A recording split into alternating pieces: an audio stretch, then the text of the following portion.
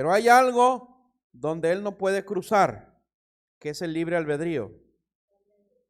Esa es la única limitación del poder de Dios. Cuando usted y yo tomamos decisiones correctas o incorrectas. Entonces, el libre albedrío es la llave para no limitar o para limitar el poder de Dios. Porque si te das cuenta y si tú recuerdas, leímos ahí en Deuteronomio 28, todas las bendiciones que por el poder de Dios se desatan en una persona. La vamos a recordar, aunque algunos ya se la saben de memoria. Deuteronomio 28, del 1 en adelante. Acontecerá que si oyeres atentamente la voz de Jehová tu Dios, para guardar y poner por obra todos sus mandamientos que yo te prescribo hoy, también Jehová tu Dios te exaltará sobre todas las naciones de la tierra, y vendrán sobre ti todas estas bendiciones y te alcanzarán. Si oyeres la voz de Jehová tu Dios, bendito el fruto de tu vientre, el fruto de tu tierra, el fruto de tus bestias, la cría de tus vacas, los rebaños de tus ovejas, benditas serán tu canasta, tu arteza de amasar, bendito serás en tu entrar, bendito en tu salir. Jehová derrotará a tus enemigos que se levanten contra ti. Por un camino saldrán contra ti, por 7 caminos huirán delante de ti. Jehová te enviará su bendición sobre sus graneros, sobre todo aquello que pongas tu mano, te bendecirá en la tierra que Jehová tu Dios te da. Te confirmará Jehová por pueblo santo suyo, como te lo ha jurado, cuando guardares los mandamientos de Jehová tu Dios, y anduvieres en sus caminos, y verán todos los pueblos de la tierra que en el nombre de Jehová que es invocado sobre ti, y te temerán. Y te hará Jehová sobreabundar en bienes, en el fruto de tu vientre, en el fruto de tu bestia, el fruto de tu tierra, en el país que Jehová juró a tus padres que te habría de dar. Y te abrirá Jehová su buen tesoro, el cielo, para enviar la lluvia a tu tierra en su tiempo y para bendecir toda obra de tus manos. Y prestarás a muchas naciones y tú no pedirás prestado. Aleluya, yo arrebato esa. Te pondrá Jehová por cabeza y no por cola, y estarás por encima solamente y no estarás debajo. Y vuelve a recalcar, si obedecieres los mandamientos de Jehová tu Dios, que yo te ordeno hoy, para que los guardes y los cumplas. Tan, tan, tan, tan. Aquí hay 3 cosas que pueden desatar el poder de Dios sobre tu vida o limitar el poder de Dios sobre tu vida. Una es oír. La otra es guardar o atesorar. Y la otra es obedecer. Y las 3 tienen que ver con tus decisiones. Yo decido a quién oír. Yo decido cuándo oír o cuándo cerrar mi oído. Yo decido cuándo valorar, atesorar, guardar algo o menospreciarlo. Y también yo decido cuándo obedecer o cuándo no obedecer. ¿Te das cuenta que el poder de Dios se desata o se limita sobre tu vida cuando tomas buenas decisiones o cuando tomas malas decisiones? Entonces, esto es algo tremendamente extraordinario, porque lo que estamos analizando es la parte del cierre de toda esta lista de bendiciones, donde Dios dice, te quiero poner por cabeza y no por cola. Y hemos estado estudiando que cuando la Biblia habla de cabeza, habla de autoridad. Habla principalmente de autoridad, de un orden. Por ejemplo, en el matrimonio y en la familia, el hombre es la cabeza de la familia. No porque sea mejor que la mujer, sino por diseño, por orden. La unción y el poder de Dios descienden y se desatan donde hay orden, donde se respeta el orden. Una familia, un matrimonio donde la mujer o los hijos no respetan a la cabeza, entonces no hay bendición. No está llegando la bendición como Dios quisiera. Y no es que el varón sea mejor, no, es un diseño de parte de Dios. la ciencia no se puede explicar cómo es que primero fue el hombre y luego la mujer. Porque por naturaleza biológica todos venimos del vientre de una mujer. Pero el primer hombre que existió no salió del vientre de una mujer. Fue hecho por Dios. Y del vientre del hombre, de una de sus costillas, para ser específico, nació la mujer.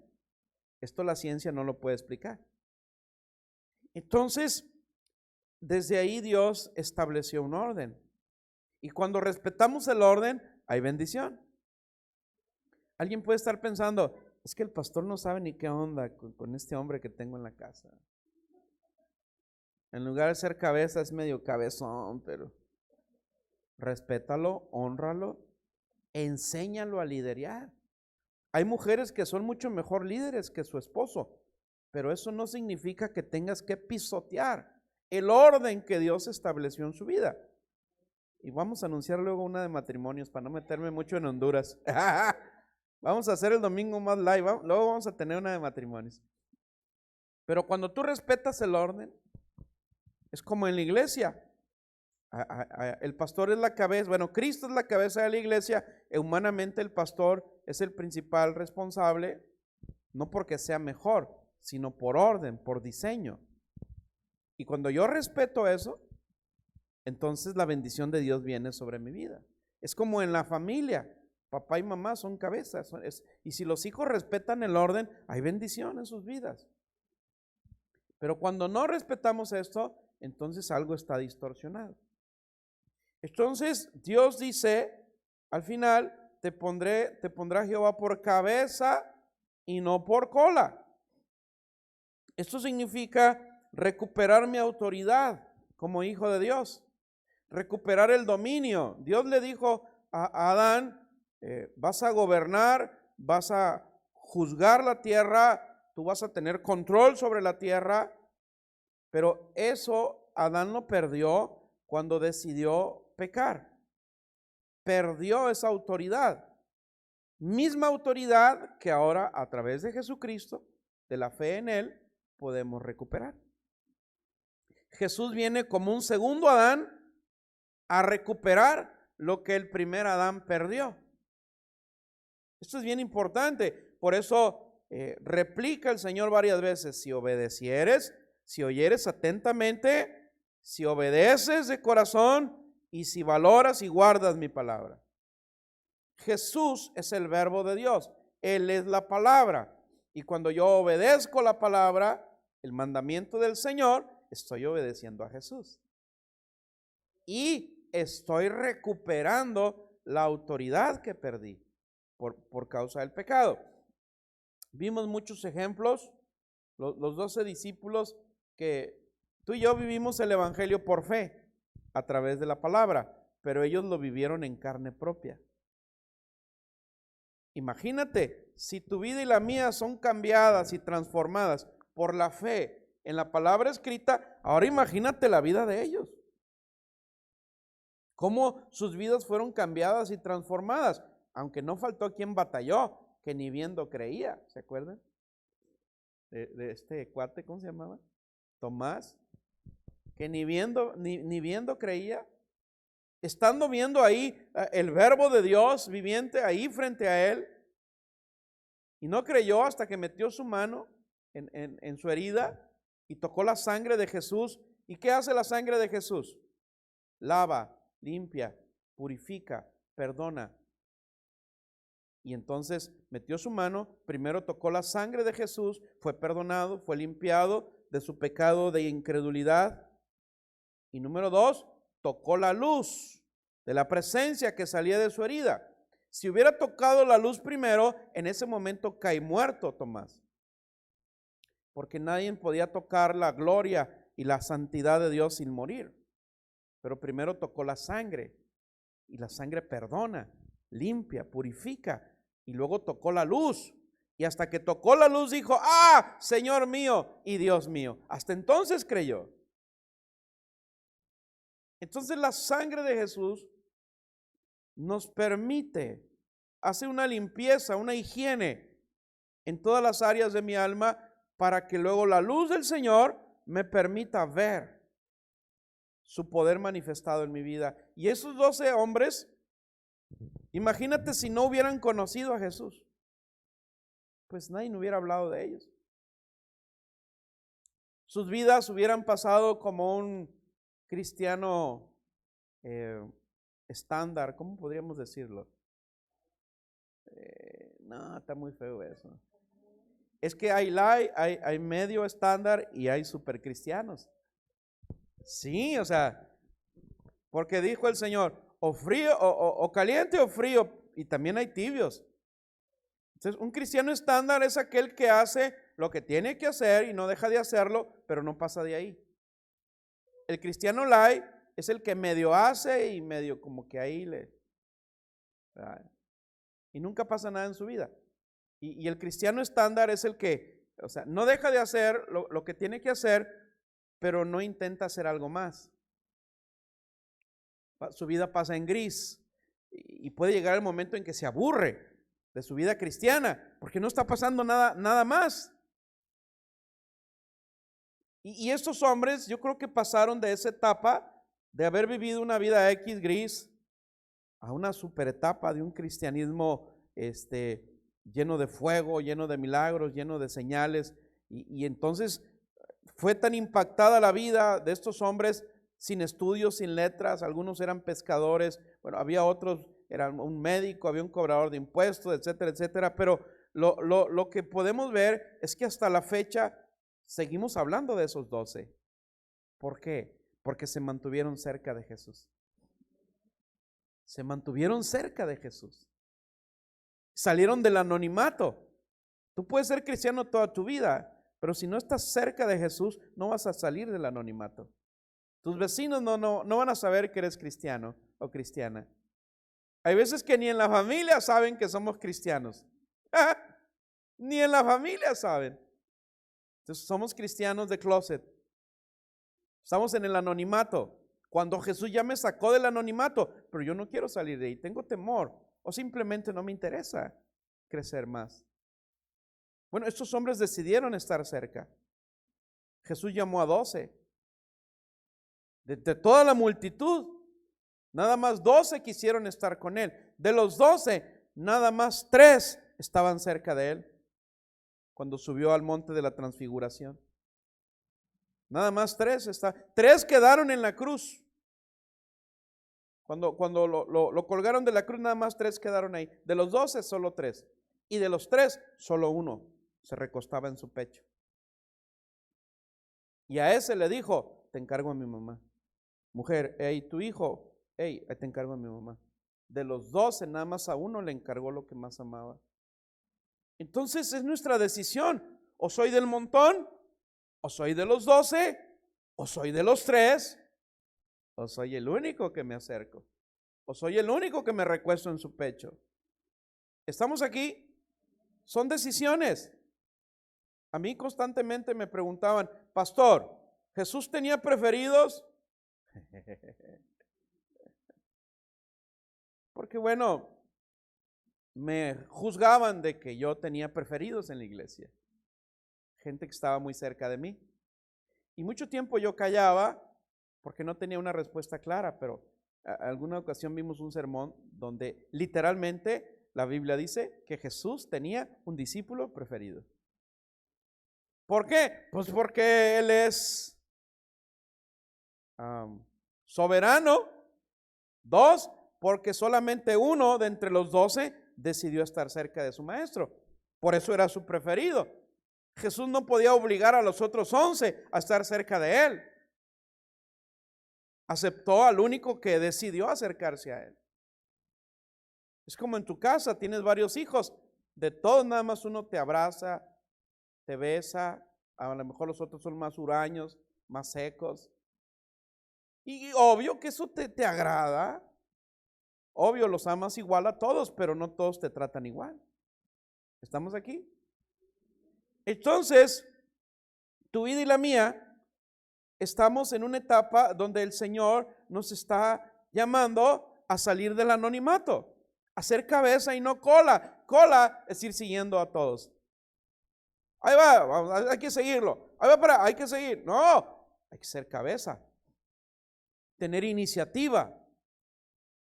Estar siempre pensando, Señor, ¿qué necesitas, Señor? ¿Dónde me ocupas? Dios, ¿a dónde voy? Padre, pastor, ¿qué hay que hacer? Eso es ser cabeza. Es cuando estoy tan inquieto por hacer algo para Dios que no me puedo quedar callado ni me puedo quedar estático. Ser cabeza es ir adelante, arriesgándome a toparme con una pared, pero no importa, voy delante. La cola siempre critica a la cabeza, porque la cabeza es la que choca y la cola no. Sí, le dice la cabeza a la cola, pero tú siempre vas atrás, no intentas ir adelante. Y el que nunca intenta hacer algo o ir adelante, pues nunca va a cometer errores, pero nunca va a salir de la cola. Entonces, necesitamos convertirnos en cristianos causales, ya no víctimas. Un cristiano que es cola es víctima de las circunstancias, sufre las circunstancias, pero un cristiano que es cabeza es un hombre, una mujer causal, que es decir, que por donde quiera que camina va causando, no problemas, pero va causando trastornos espirituales, va provocando en los demás reacciones, sobre todo reacciones que les despiertan el interés por conocer más del Señor. Amén, amén. Necesitamos una estima sana para esto, porque ser cabeza no es liderear a la manera del mundo. El mundo busca autoridad, el mundo busca fama, poder, para servirse de eso.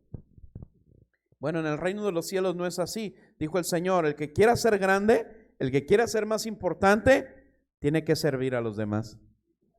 Y entonces ya no nos gusta mucho la rola. Yo quiero ser líder, pastor. No, yo ocupo siervos. Bueno, ya que habla la de liderazgo, me habla. No, ahorita tengo nada más un equipo de siervos. No, de liderazgo, pastor. Ahí me habla. A la orden. Bueno, el que quiera ser líder, dijo el Señor, en mi reino, tiene que ser siervo. Tiene que servir. Y vimos la vez pasada que algo que nos impide ser cabeza es las responsabilidades cotidianas. ¿Recuerdan? Las responsabilidades, el trabajo, los quehaceres, las obligaciones diarias. Y no es que tengamos que ser irresponsables. Lo que el Señor dice ahí, no antepongas sobre mi voluntad o sobre mi llamado nada que te pueda robar la paz, que te pueda robar la salud. Entonces, no seremos cabeza si me parece, por ejemplo, como cristiano, más fácil sacrificar el tiempo que es para el Señor por no sacrificar lo cotidiano. ¿A qué me refiero? Que me enfermo y no voy a la iglesia, pero enfermo voy a trabajar. Que hace mucho frío, bastante frío y no voy a la iglesia, pero aunque neve, tengo que ir a trabajar. Eso es anteponer mi responsabilidad sobre el llamado, sobre la bendición de Dios. Y tenemos que poner en una balanza esto. Hay gente que toda la semana va y trabaja y llega el domingo y se enferma y no va a la iglesia porque está enfermo. Pero enfermo no falló toda la semana al trabajo. Y esto es algo que entristece el corazón de Dios. Por ejemplo, no sé, puedo pedir permiso en mi trabajo para hacer un viaje X, puedo pedir permiso en mi trabajo porque cumplí años, pero no puedo sacrificar un día para ir a la iglesia porque es 1 de mayo y no se trabaja. Número 2, otra cosa que nos estorba de ser cabeza es la rutina. En mis tiempos había una canción que se llamaba Rutina. La vida es una rutina. ¿Nadie se acuerda? Híjole. No soy tan viejo. La rutina es casi tan sutil como la responsabilidad, pero es diferente. Es diferente. Mira, vamos a leer Salmo 90, 12. Vamos a ver a qué se refiere con la rutina. Es una traducción, es la TLA.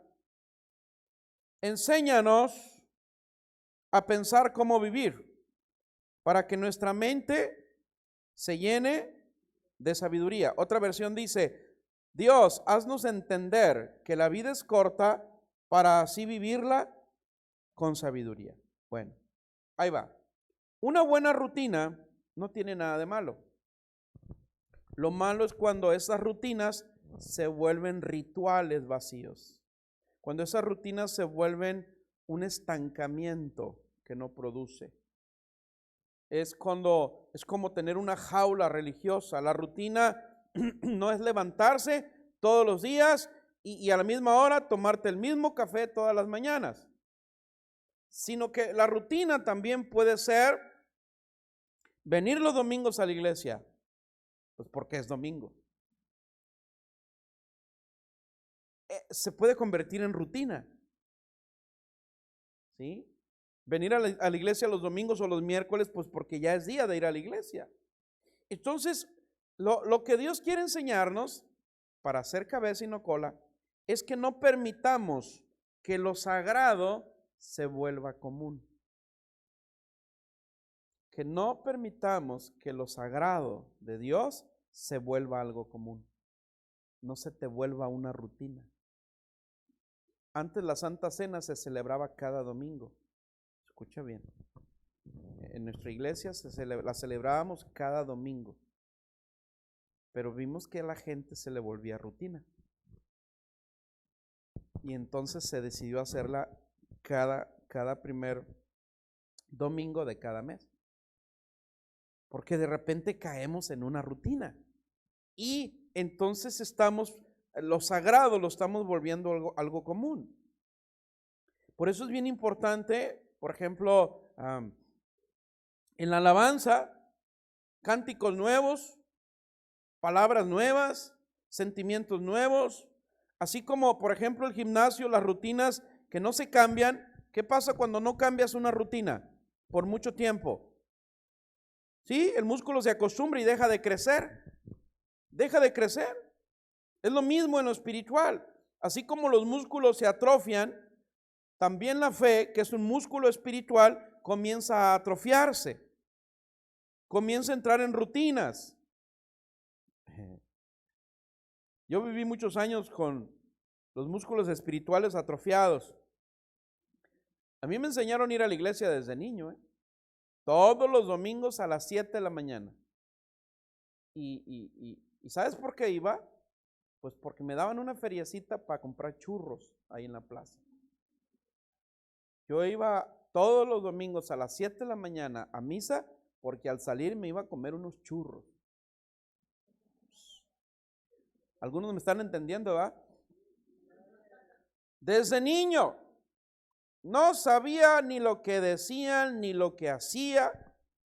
Cantaba mecánicamente himnos que no entendía, palabras que no repetía, no tenía ni la menor idea ni lo que significaba. Rituales raros que consistían en cosas como parados, sentados, hincados, parados, parados, sentados, hincados, parados, como una especie de aeróbics espiritual. Y yo lo hacía y luchaba porque al final iba a haber churros. Al salir en la plaza. Algunos me están entendiendo, ¿verdad? Y parados, sentados, hincados, parados otra vez, hincados, parados, sentados. No entendía ni papas, pero ahí estaba. Sí, yo era un niño. Y si mi mamá me mandaba a ir era porque era algo bueno. Entonces, una rutina mal manejada atenta contra tu fe.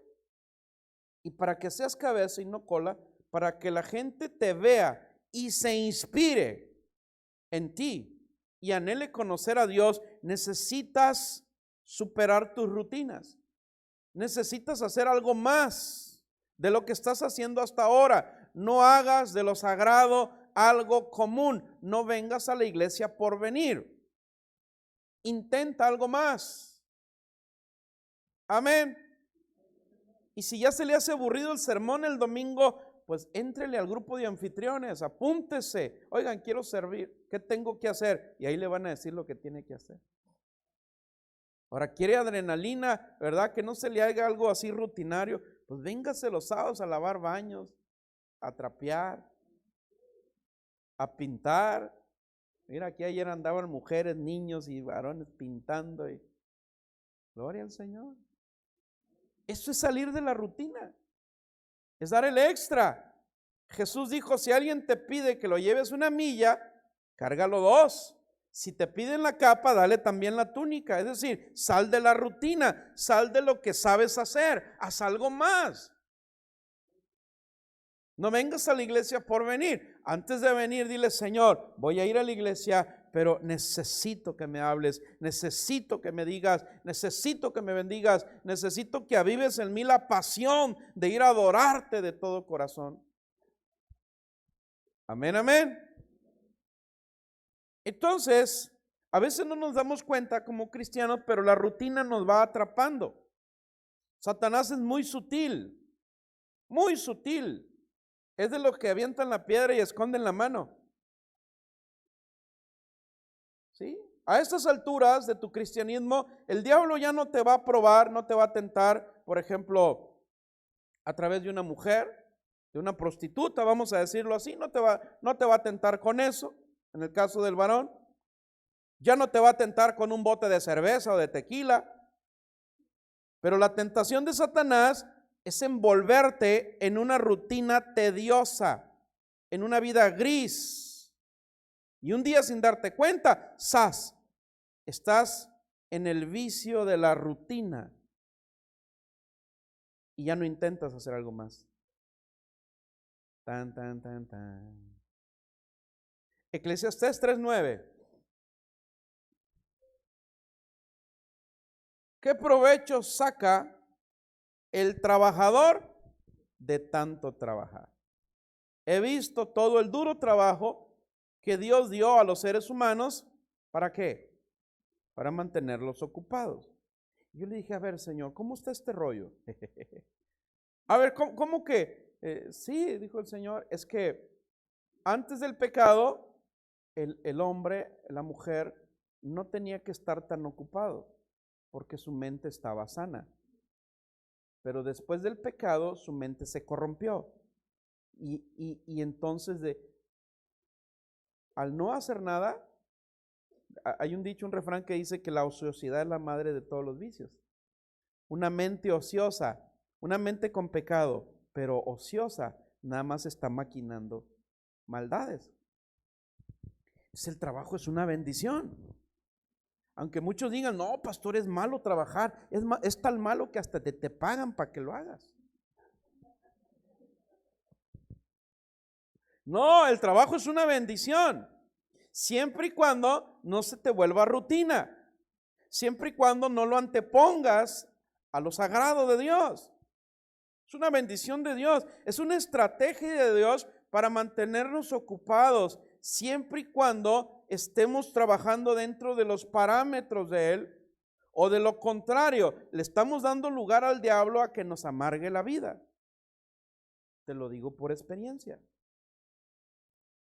Sí, un trabajo excesivo, por más que lo ames, tarde o temprano te vas a amargar la vida. Vamos a leer otra vez Eclesiastés 6.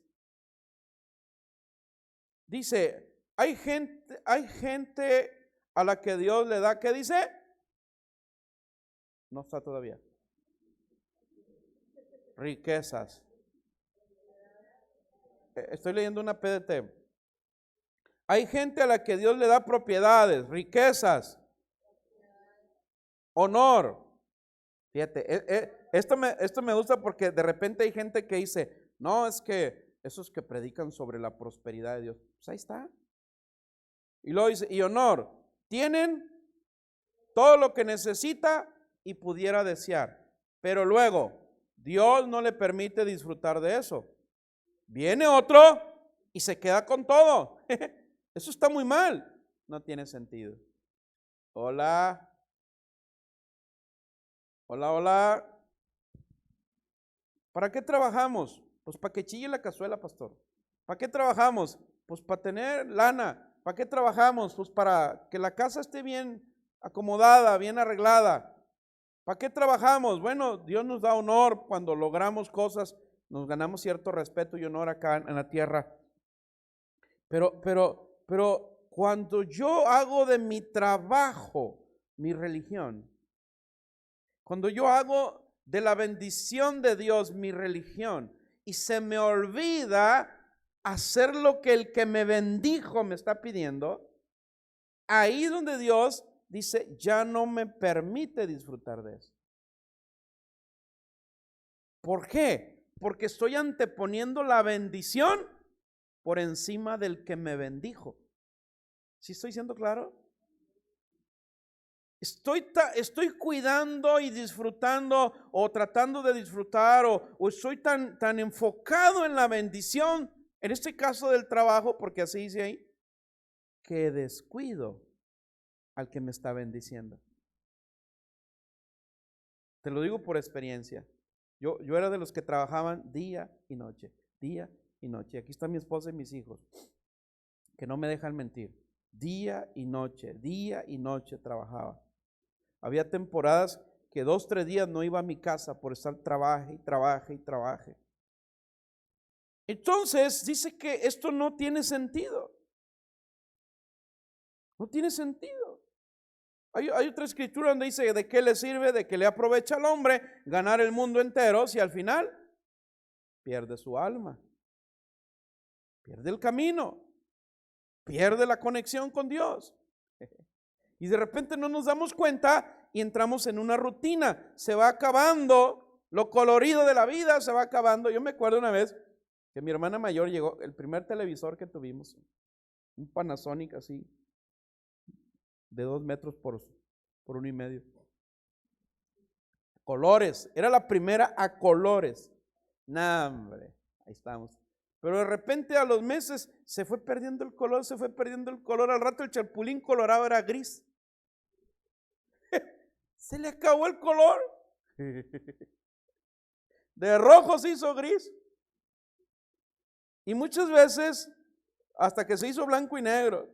Y muchas veces la vida del cristiano así va perdiendo el color, va perdiendo el sabor. La Biblia dice que tú y yo somos la sal de la vida, la sal del mundo. ¿Y para qué se usa la sal? Para conservar y para dar sabor. Y si tú pierdes el sabor, si tú pierdes lo emocionante, lo apasionante que es el evangelio, no te das cuenta y al rato tu vida colorida en Cristo se vuelve blanco y negro. Un cristiano más en la comunidad. ¿Qué hacemos entonces para que regrese el color? Porque no hay peor cosa que abrir los ojos en la mañana y decir, otro día más.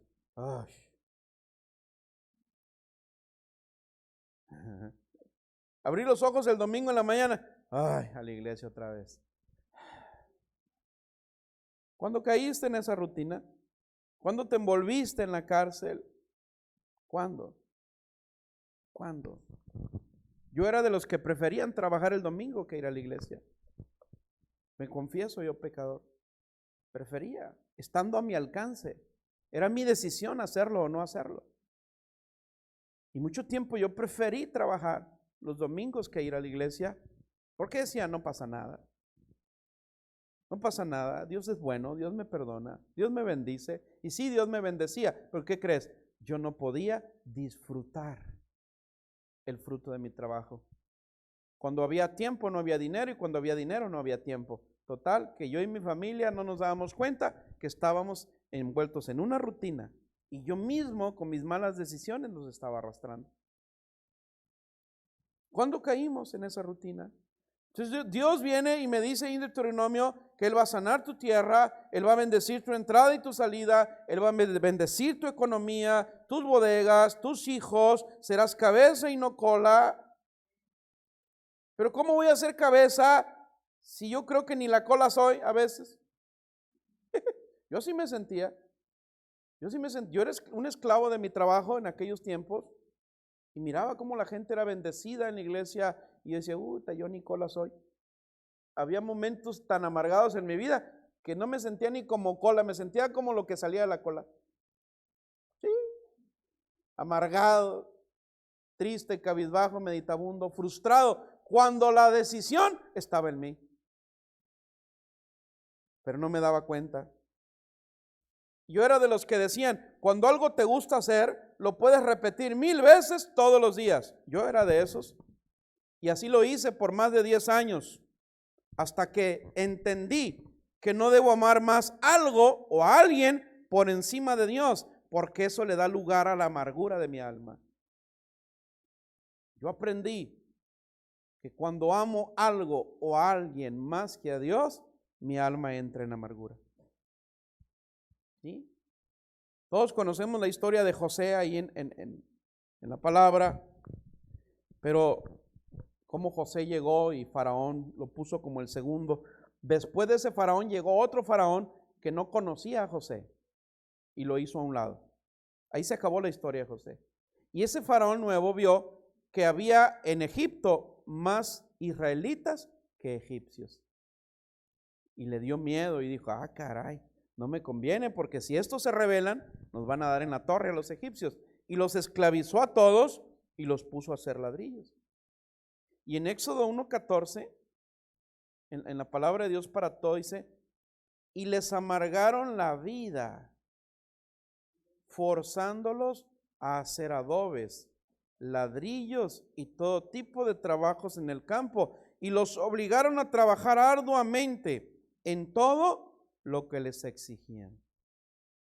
Estamos hablando de una esclavitud. Pastor, pero nosotros ya no somos esclavos. Gloria al Señor. Y entonces, ¿por qué estoy con mi vida amargada? ¿Por qué estoy descuidando lo que Dios me ha entregado? ¿Por qué estoy excediéndome si ya no soy esclavo? Bueno, porque es mi decisión. Ya no lo estoy haciendo, me estoy autoesclavizando. Ya no somos esclavos de Faraón, pero a veces yo mismo estoy forjando mis cadenas de rutinas pesadas y de pronto estoy amargado, descuidando mi servicio, descuidando mi familia, descuidando mi comunión con Dios, descuidando todo lo bueno que Dios ha puesto en mis manos. Amén. Sí, tenemos que aprender a salir de la rutina. Yo conozco las rutinas. Yo también iba al gimnasio cuando estaba en la prepa. Sí, y hacía fierros. ¿Y sabes qué? A veces preferí ir al gimnasio que ir por mi novia a la escuela. Sí, tan enamorado estaba de mis rutinas que estaba descuidando lo mejor de mi vida.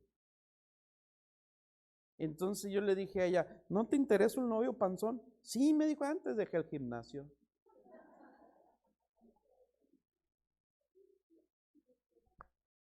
Gloria a Dios, mira. Cambié mis rutinas por algo mejor. Amén. Número 3, las limitaciones. A veces no somos cabeza por causa de las limitaciones, no las que tenemos, sino las que creo que tengo. Fíjate bien, no las limitaciones que tenemos, sino las que a veces creemos que tenemos. Vamos a leer algo, Génesis 15:5.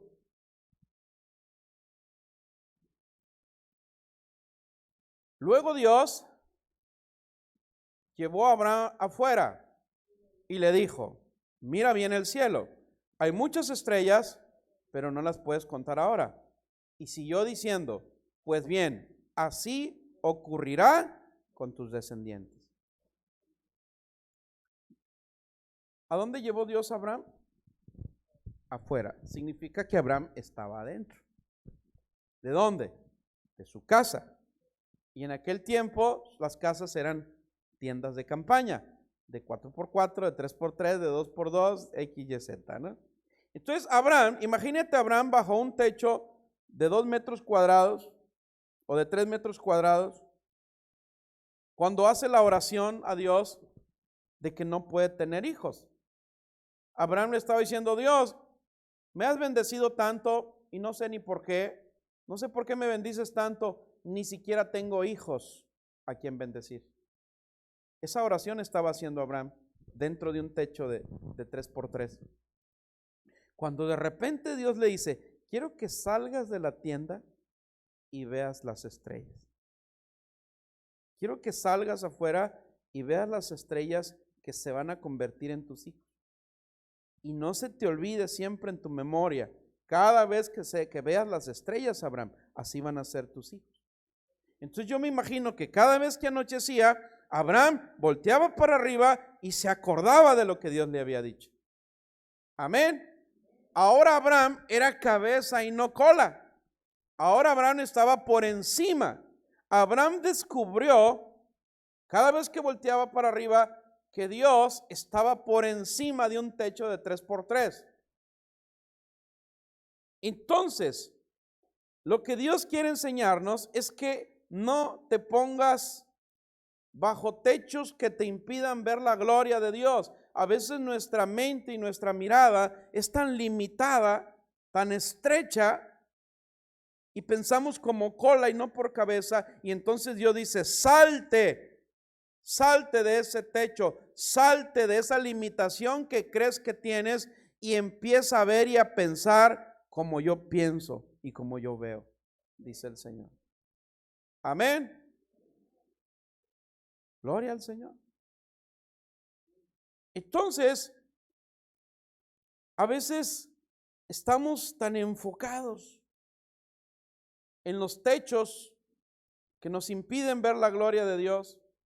Es como cuando estás en un bosque y te acercas demasiado a un árbol, te pegas de frente a un árbol y ahí está el bosque atrás, pero no ves al bosque porque estás demasiado pegado al árbol.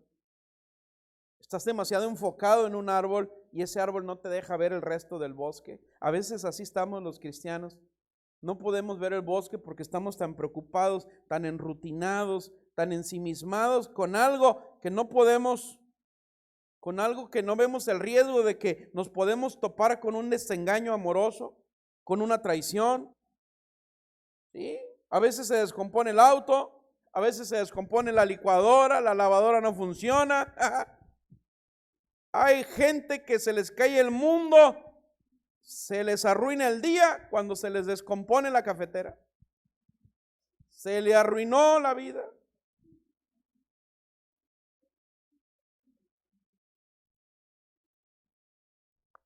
Me imagino a los demonios llegando a darle reporte al diablo. Y el diablo les pregunta, oye, ¿y qué pasó con el hermano fulano? No, hombre, está pesado el hermano fulano, Satanás. Manda a nosotros 5 o 6 demonios porque ese cuate no deja de orar, no deja de ir a la iglesia, no deja de ayunar. Acaba de salir de un congreso de liderazgo y así todo enfermo y ahí estaba en el congreso. Necesitamos otros 4 o 5 demonios para mantenerlo a raya. Oye, y la hermana fulana, no, a esa le mandamos al demonio más flaco que andaba ahí. Al demonio más huilo. ¿Y por qué le dijo el diablo? Porque esa se le descompone la cafetera y se endemonia por 5 días. No ocupa más. Hola.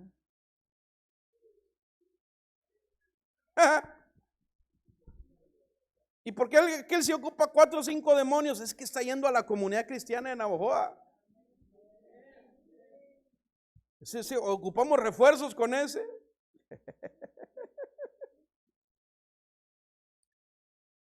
Ese no dejó de ir a la iglesia, dejó hasta de trabajar para no faltar al congreso, enfermo y todo, con dolor de muelas, pero ahí estaba.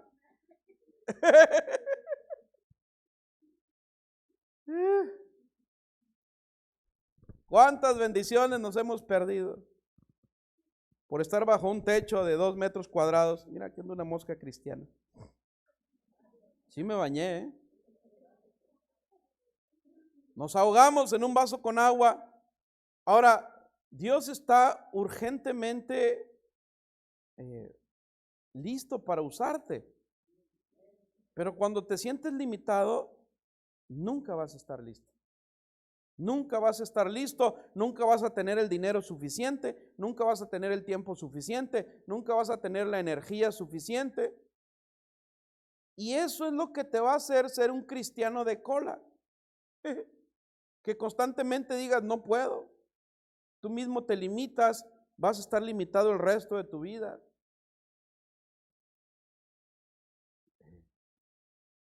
Ayer andábamos pintando aquí y no llegaban los refuerzos. Y yo traía catarro polaco y daba 2 brochazos y me arrancaba al baño y venía, traía otros 2 brochazos y al baño. Y yo le decía al que andaba dirigiendo, yo te voy a pintar arriba, abajo no, porque si me agachaba podía hacer una avería. Y de repente llegaron los refuerzos, gloria a Dios, ahí nos vemos. Me les desaparecí 1 hora y media, 2. Pero no nos rajamos, ahí andábamos. Proverbios 6:2.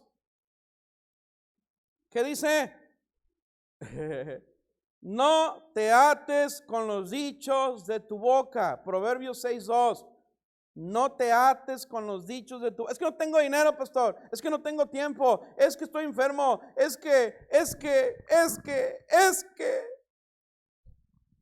Vivo muy lejos. Es que estoy chiquito yo. Es que apenas voy empezando. Poco a poquito, pastor. No te ates con los dichos de tu boca, porque toda tu vida vas a ir a la cola cuando Dios te quiere poner por cabeza. Termino con una historia que leí. Un muchacho japonés, no te voy a decir el nombre porque es medio raro, Jun es algo así.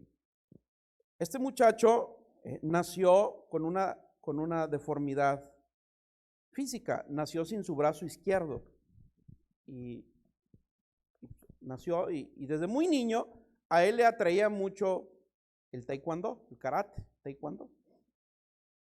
Y los papás, como todos papás, tenían una tendencia a sobreprotegerlo. Y no lo dejaban ir no lo inscribían en clases de karate. Y el muchacho, papá, y se hizo adolescente y él seguía insistiendo en querer practicar el taekwondo. Hasta que un día el papá dijo, ¿sabes qué, mujer? Pues con lástima y todo, pero lo voy a inscribir. Que se desengañe por sí solo. No los van a zarandear, pero pues ni modo, ¿verdad? Que se desengañe por sí solo. Y lo inscribieron desde la adolescencia. A los pocos años se convirtió en campeón estatal, compitió en olimpiadas sin ninguna sola derrota. Se convirtió en campeón. Y lo entrevistaron en un canal de televisión y dije, oye, ¿y cuál es el secreto? ¿Cómo pudiste superar tu incapacidad y triunfar en la vida? Y el muchacho les dijo riéndose, miren, me di cuenta de algo. Desde el primer día que empecé a entrenar, me di cuenta que la clave para derrotar a un oponente es agarrarlo del brazo izquierdo y no soltarlo, y ahí lo derroto. Entonces yo soy invencible, porque no tengo brazo izquierdo y no me pueden pepenar. Por eso soy campeón. ¿Qué te falta? ¿Qué te falta para triunfar como cristiano? ¿Qué te falta para hacer cabeza y no cola? Estoy chiquito yo, pastor. Voy empezando. Ay, poco a poquito. Y pobrecito. Y no. Es más, tu limitación es lo que Dios quiere potenciar. Porque en tus limitaciones Él se perfecciona, su poder se manifiesta. Y entre más amolado estoy, más seguridad que es el poder de Dios en mi vida y no el mío. Así es que ya no vaya por la vida como víctima. No, deje de autoconmiserarse y levántese como cabeza. Y en sus limitaciones, Dios verá cómo prospera su poder. Entonces, hay tantas cosas. Pase la alabanza, por favor. Cuando mi etapa más difícil como ser humano fue de la niñez a la adolescencia. Yo era un niño, un adolescente muy inseguro, demasiado inseguro, una baja estima tremenda. Y me costaba mucho trabajo entablar una plática con alguien que no fuera mi familia, pues. Me costaba mucho trabajo y yo me sentía inseguro, ignorante. Y algo me hizo pensar que entre más conociera, más seguro me iba a sentir. Y empecé a leer todos los libros que había en el librero de mi hermana mayor. Todavía está el librero ahí lleno de enciclopedias. Y me empecé a devorar libros. Ya que no hubo más, luego los de geografía, y había ahí una enciclopedia completa de Don Quijote de la Mancha, también me la devoré. Los 9 círculos dantescos, no, me los sé de memoria. Porque cuando uno está chiquillo, bueno, en mi familia no era muy fácil que te compraran un libro, te decían, ay, léalo de sus hermanos, lea lo que dejen sus hermanos. Y me empecé a devorar la historia de Robin Hood y todo lo que hallé ahí. Una colección de libros que estaba a mi alcance y empecé a leer, ya cuando no hubo más libros de geografía, de historia, ahí leí por primera vez una Biblia. Tenía yo unos 11 años de edad. Ahí estaba una Biblia toda empolvada, una Reina Valera 60. Y no entendía ni papas, pero empecé a leer también. Y yo decía, algún día algo me va a servir de lo que estoy leyendo para platicar con alguien, ¿no? Pero era un hambre. Y yo decía, si esa es mi debilidad, la voy a convertir en mi fortaleza. Y no dejaba de leer. Soy muy obsesivo con la ortografía. Demasiado obsesivo con la ortografía. Y a veces veo aquí en la alabanza, digo, hey, corrígela, estoy en una de la computadora, hey, corrígela aquí, corrígela allá. Llegué a leer libros de esoterismo y cosas raras, de magia, y pues era el hambre que yo tenía. Hasta que un día, a los 21, 22, que conocí el amor de Cristo, llegamos a la iglesia y un pastor atrevido me dijo, ¿quieres predicar? No me dijo, ¿quieres predicar? Me dijo, quiero que prediques. O sea, no me dio opción. ¿Pero qué voy a predicar? Mira, para empezar, predica los diezmos y las ofrendas, para que te vayas. Y aparte, mi primer sermón, puse a Noé delante del arca del pacto, a Moisés arriba del arca del diluvio. A Balaam le habló una ballena, a Jonás se lo tragó un burro, y cosas así por el estilo. Pues es que era tanta información que traía que no daba con bolas, pues. Hasta que aprendí a organizar el CPU, a hacer carpetas.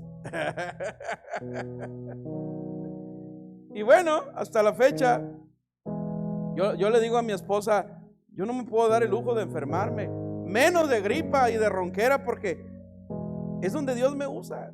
Yo no puedo darme el lujo.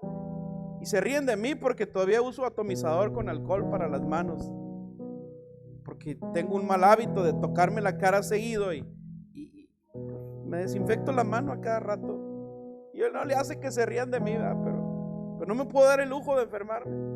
No lo hago por miedo, lo hago por precaución. Dios me guarda. Entonces, hay tantas cosas, familia, pero tenemos que salir ya de ese techo de 2 metros cuadrados. Yo no sé quién fue el que te limitó. Pudo haber sido un profesor, una maestra, tu papá, tu mamá, tu abuelo, una situación, el entorno, el barrio, la familia. Yo no sé quién te condenó a decirte que eras cola y no cabeza, pero Dios te está diciendo ahorita, levántate y ve a la cabeza. Levántate en autoridad y ya deja de caminar por la vida siendo víctima. Ahora tienes que ser un hombre, una mujer causal, que a donde tú llegues causes reacción en la gente que quiera conocer del Señor, que quieran conocer el reino. Tenemos que salir del anonimato. Empieza con tu familia. Que nadie de los de tu familia ignoren que eres cristiano. Nadie. A veces no es uno mismo el que se va a promover, pero con que el más comunicativo de la familia se entere, ya se va a enterar toda la familia. Por ejemplo, yo tengo muchos años que no visito a mi familia paterna y materna en Nayarit, pero allá ya saben que soy cristiano. Bueno, antes de que hubiera redes, pues ya alguien de la familia se encargó de informarles.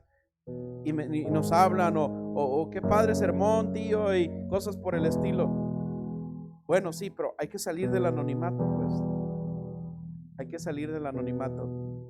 Y si se siente inseguro de algo, lea la palabra, escudriñela, medítela, piénsela, obedézcala, manténgase seguro. Entre más conoce usted de la palabra, más conoce a Jesús. Y entre más conoce a Jesús, más claridad tiene quién es Él, para que otros también lo conozcan. Amén. Y finalmente, líbrese de toda culpa. Para poder ser cabeza, tiene que librarse de toda culpa. La culpa es un arma diabólica. Sí. Hay dos tipos de culpa: la que produce Dios y la que produce el diablo. La que produce Dios es cuando envía a su Espíritu Santo a convencerme de mi error, a que yo reconozca mi culpa. Sí. Esa culpa, esa tristeza produce arrepentimiento para salvación. Pero la culpa del diablo es cuando ya Dios te perdonó y tú sigues teniendo cargos de conciencia y dudas de lo que Dios te perdonó. Entonces el diablo viene y te recuerda constantemente, aunque ya Dios te haya perdonado, te quiere hacer sentir culpable todavía. Y esa culpa, esa tristeza, dice 2 Corintios 7:10, produce muerte. La tristeza del mundo produce muerte. La tristeza de Dios produce arrepentimiento, pero la tristeza del mundo produce muerte. Entonces la falsa culpa es la acusación continua. Estoy tan obsesionado con mis errores pasados que me estoy perdiendo la oportunidad de la bendición de Dios hoy. Estamos siempre mirando hacia atrás. Por eso, por esas cosas son las que me impiden ser cabeza. Pero a veces le digo: Señor, ¿cómo me vas a usar? ¿Qué no ves el carácter que tengo? ¿Cómo me vas a usar si no tengo nada que ofrecerte? ¿Cómo? Bueno, a veces las culpas me están autolimitando para eso. Entonces, Dios te dice: deja atrás tu pasado. Estaba estudiando esto y se me venía nos ponemos de pie, se me venía la situación cuando estaban azotando a Jesús y ahí estaba Pedro entre la gente, y yo me imagino a Jesús viendo a Pedro y Pedro sintiéndose culpable, pero Jesús no lo estaba culpando. Yo me imagino que con una mirada Jesús le estaba diciendo: no te preocupes, Pedro, no voy a decir nada. Aunque me negaste 3 veces, no voy a decir que eres mi seguidor. No te preocupes por eso. Yo pago por ti. Wow. Eso es lo que Dios te está diciendo hoy. Cada vez que cometas un error o tienes errores de tu pasado, voltea a ver a Jesús. Y Jesús, en lugar de culparte, te va a decir: no voy a decir nada, no te preocupes, yo pago por ti. Yo pago por ti. Tus azotes yo los voy a llevar. Tu castigo yo lo voy a llevar. Sí. Tu vergüenza yo la voy a llevar. Yo no voy a decir ni una sola palabra, porque una sola palabra que Jesús hubiera dicho de Pedro, a Pedro también lo hubieran matado. Pero Jesús cayó. Él no dijo nada. La mirada de Jesús no era de reproche, era de un amigo dispuesto a dar la vida por otro. Y la prueba está en que después de resucitar, fue y buscó a Pedro. Fue y lo buscó. Pedro se sentía tan culpable que dejó el ministerio y se fue a pescar. Volvió a agarrar las redes, era lo único que sabía hacer. Y fue y lo buscó. Y 3 veces le preguntó: Pedro, ¿me amas? Pedro, ¿me amas? Apacienta mis ovejas. En ese momento Pedro fue libre de la culpa. 3 veces lo negó. 3 veces el Señor le preguntó: ¿me amas? Ahí quedó saldada la deuda. Y Pedro volvió al ministerio porque ya no tenía culpas. Fue cabeza, luego la culpa lo llevó a ser cola. Vino Jesús y lo restauró, y ahora Pedro viene a ser cabeza otra vez. Levanta tus manos en el nombre de Jesús.